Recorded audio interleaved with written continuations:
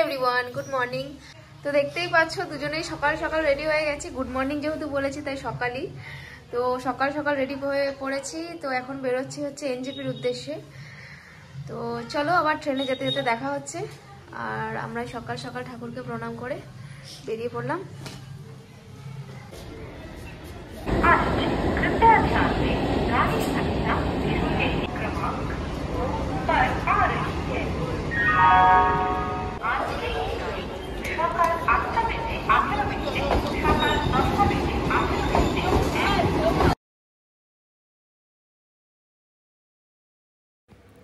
তো ট্রেনে আমরা উঠে পড়েছি। ট্রেনের ভিতর থেকে তোমাদের ভিউটাও দেখিয়ে দিই বাইরের।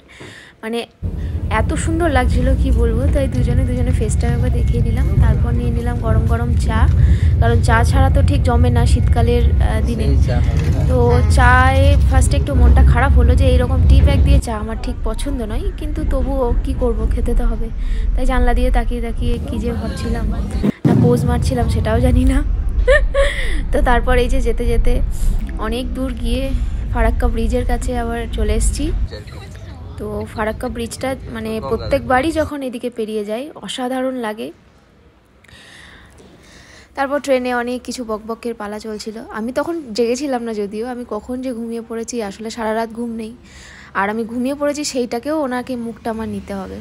তো যাই হোক, তারপর উঠে দেখি এই যে লাঞ্চ চলে এসছে। আর লাঞ্চ দেখে তো ওনার একবার জিভে জল পড়ছে সাথে সাথে, মানে সাথে সাথেই খাবারটা খুলে দেখা যায় কী কী দিয়েছে। তো ননভেজ থালি নিয়েছিল, ভেজ তো উনি খাবেন না, চিকেন চাই। তো যাই হোক, খাবার মোটামুটি কিন্তু খুবই ভালো ছিল। দুটো পরোটা দিয়েছিল, পরোটা দুটো আমার হাতে ধরিয়ে দিয়েছে, শুকনো পরোটা। আর ও ভাতটাকে নিয়ে নিল। চিকেন কষা, ডাল সমস্ত কিছু ওর চাই, কিন্তু পরোটাটা আমি খাবো। তো যাই হোক, খাওয়া দাওয়া শেষে যখনই ক্যামেরাটা বাইরের দিকে দেখছি একটা সুন্দর ভিউ, ক্যামেরা অন করতে করতে দেখছি গরু ছাগল চলে আসছে শুধু, মানে যেটা দেখাতে চাইছি সেটা পেরিয়েই চলে যাচ্ছে। তো যাই হোক, তারপর এই যে একটা ভীষণ সুন্দর দৃশ্য চোখে পড়লো, সেটাও ক্যামেরাবন্দি করার চেষ্টা করলাম। যে আমাদের বন্দে ভারত ট্রেনের সাথে একটা এরোপ্লেন রেস লাগিয়েছিল।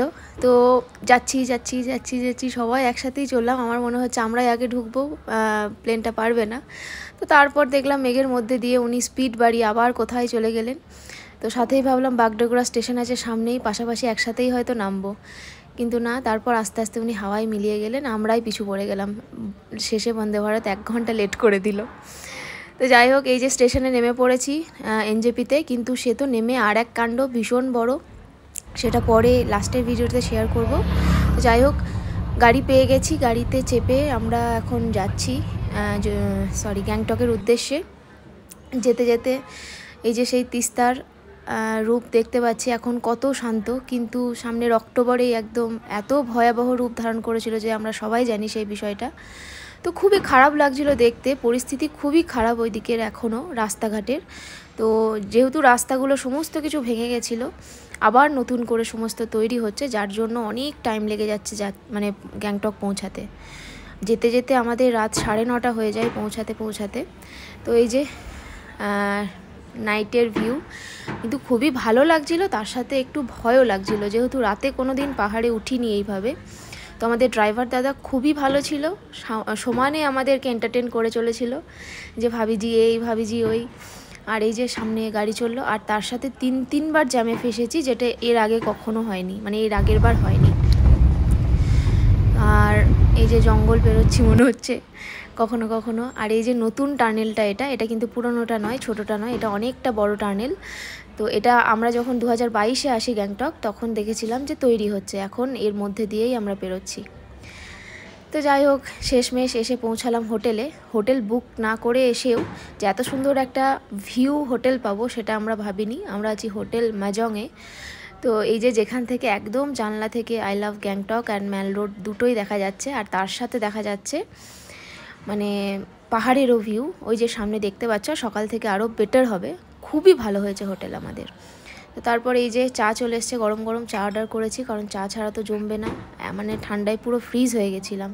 তারপর একটু রেডি ফেডি হয়ে বেরিয়ে পড়লাম ম্যাল রোডের উদ্দেশ্যে, যে একটু ঘুরে আসি। তখন অলরেডি রাত 10টা বাজে, ম্যাল রোড ফাঁকাই হয়ে গেছিলো, কিন্তু তবুও চলছিলাম। আর এই যে আমাদের হোটেলটা তোমাদের একটু দেখিয়ে দিলাম, আমি চলেই যাচ্ছি, বাবু উনি ভিডিও করেই যাচ্ছেন। আর এই যে খানিক পোজ মেরে নিলাম, যেগুলো ভিডিওতে দেখে থাকি। তারপর আশেপাশে যা ছিল, শেয়াল, বিড়াল, যা যা ফটো ছিল সমস্ত কিছু তোমাদের সাথে শেয়ার করে নিলাম।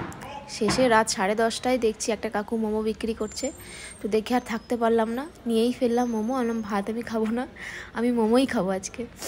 তো যাই হোক, শেষমেশ হোটেলে চলে এলাম। তারপর দেখছি ওনার থালি চলে এলো, আবার রাতে চিকেন চাই, মানে কি বলবো, চিকেনের এত ইয়ে।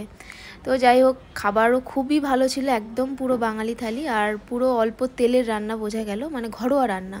আর আবার খাবার দেখে তো ওনার হয়ে গেল যে চলো খেয়েই নিই এবার, পাগল হয়ে গেছিলো খাবার দেখে।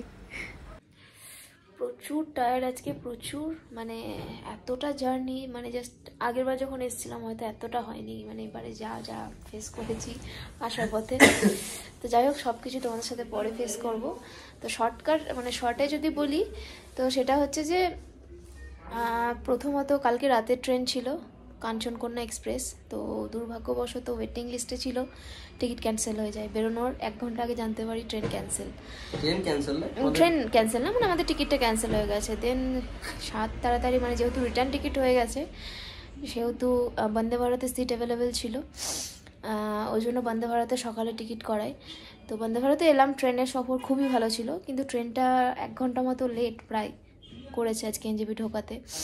তো সেটার জন্য আজকে যে মানে 9:30টায় গ্যাংটক পৌঁছেছি। প্রচুর হ্যারাসমেন্ট হয়েছে, প্রচুর হ্যারাসমেন্ট। আর বাদ বাকি যা যা প্রবলেম ফেস করেছি আসার পথে, একদম লাস্টে বলবো ব্লগে সব, সেগুলো লাস্টে শেয়ার করব।